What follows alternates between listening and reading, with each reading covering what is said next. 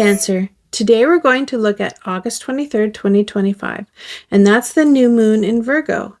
And if you enjoyed this reading, please subscribe and tell me what you enjoyed about this reading. I love to read all the comments, and I thank you if you are already a subscriber. So let's start. So the number for that day is 22. And 22 is a master number and a master builder, and it's a number that turns dreams into reality with focus, patience, and emotional maturity. So for Cancer, this number invites you to heal, rebalance, and collaborate, not from urgency, but from a deep inner commitment to stability and evolution. So you might realize today that your long-term healing or relationship goals need a more solid foundation. Whether it's setting new emotional boundaries or finding your voice in a team setting, this is your opportunity to realign and rebuild with wisdom. Now, in astrology, this new moon activates your third house of communication, thought patterns, and close relationships. It's a moment to refresh how you speak, think, and connect, especially when it comes to emotional truth. So we have the sun and we have the moon, because it's a new moon, in Virgo, your third house. That's going to talk about mind, communication, and local life. So this new moon wants you to upgrade how you process your feelings mentally. It's time to reframe your inner dialogue, rebuild sibling or community bonds, or start a writing, learning project close to your heart. So you might decide to journal through heartbreak, have a healing talk with a sibling, or start a class that helps you better express your inner world. Mercury's retrograde, and it's in Virgo. That's your third house again. This is a mental reset, so you're mentally revisiting something unfinished, like an old thought loop or a past conversation or something you wish you'd said differently. Don't we all do that? So you might reconnect with someone from your past and finally say what you left unsaid, or simply gain a new perspective on a painful memory. Here's Venus. Venus is in Leo, your second house, and that's going to talk about self-worth, money, and sensual security. So Venus invites you to reassess your values. What makes you feel worthy, abundant, and safe? You might be called to stop undervaluating your gifts, asking for that raise, or raising your prices, or no longer settling in love. Here's Mars. Mars is in Gemini. That's your 12th house, and that's inner drive and subconscious action. So Mars is activating your subconscious, the dreams, old patterns, and unspoken desires. You might feel restless or creatively stirred, but unsure why. So you could have a vivid dream that points toward closure, or feel suddenly ready to release an emotional weight you didn't realize you were still carrying. Let's look at the tarot cards, because the Three of Swords. And it says sorrow is the thief of joy. Yeah, the Three of Swords talks about heartache and emotional truth and a release. So this card signals that something has pierced the heart. That could be grief or disappointment or emotional rupture. But its presence also means you are ready to heal. So the pain is no longer hidden. It's coming to the surface to be released. So you may be mourning the end of a relationship, a broken trust, or even a dream that didn't unfold the way you had hoped. This is the space between the ache and the relief, and both are sacred. So here's your advice. Don't rush into healing. Acknowledge what hurts. Then let it rise, release, and make room for something softer. Then we got Temperance, and it says breathe deeply and take your time. So Temperance is about healing, integration, and divine timing. So Temperance arrives to soothe.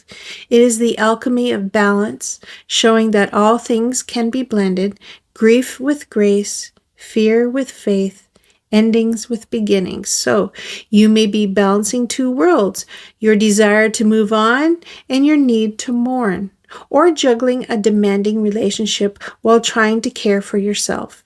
So this card is a message that harmony is possible, but only with patience and compassion. So here's your advice. Slow down. You're not behind. Let your healing unfold in divine time. And then thirdly, the Three of Pentacles. This is glory is on the horizon. So this talks about collaboration, foundation, and teamwork. So this card highlights the power of teamwork and shared vision. It's about laying a new foundation, not alone, but in cooperation with others who support your growth. So you may be building a new project or a home or a relationship with more communication and clarity this time. Okay? Or you may finally accept support in an area you used to white knuckle alone. So here's your advice. Let others in. Healing doesn't always mean isolation. Sometimes the next level of your journey comes with allies. Nice. So what does this day mean for Cancer, Sun, Moon, and Rising? So Cancer, Sun, your identity is deepening through the lens of emotional maturity. You're facing hard truths, but responding with grace, not defense. This is evolution. So you might forgive someone today, not because they asked, but because you're ready. And in doing so, you step into a new emotional era. Cancer, Moon, your emotional world is tender but wise. You're learning how to sit with your feelings instead of rushing to fix them. So this moon encourages stillness and clarity and gentle realignment. You might journal through heartbreak and realize that your pain has transformed into wisdom without needing a grand external closure. Cancer rising, you're carrying yourself differently. The world sees you as softer and stronger. Your boundaries are clearer, your energy more grounded. You're building emotional self-respect from the inside out. So here's an example. Someone may approach you with drama, but you no longer feel the need to absorb it. You respond with compassion, not codependence. And here's a summary for what this day means for Cancer. So this new moon is deeply emotional and it's a turning point. So the tarot shows that you're releasing heartache, learning to balance your inner and outer worlds, and beginning to build something new from a place of emotional wisdom. So the Three of Swords says your heart is healing. Feel it to free it. Temperance reminds you to trust divine timing and allow integration. And the Three of Pentacles invites you to build new foundations with support and intention. So here's the Royal Life takeaway for you, Cancer. So let yourself grieve. It doesn't mean you're weak. It means you're brave enough to feel. Seek balance between feeling and moving forward. Both are needed. And don't do it all alone. Let someone help you carry the next brick. Advice for Cancer on this day is healing doesn't look like perfection. It looks like progress. So cry, pause, laugh, build. Whatever today asks of you, answer it with honesty and tenderness. You are not broken. You are becoming whole. Thank you, Cancer. And I hope to see you in your next reading.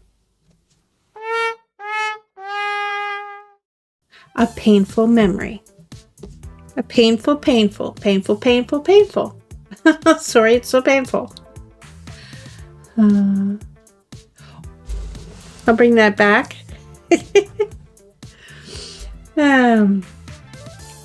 Cancer rising. You're calling yourself different. You're not calling yourself anything. Good thing. I wouldn't like that.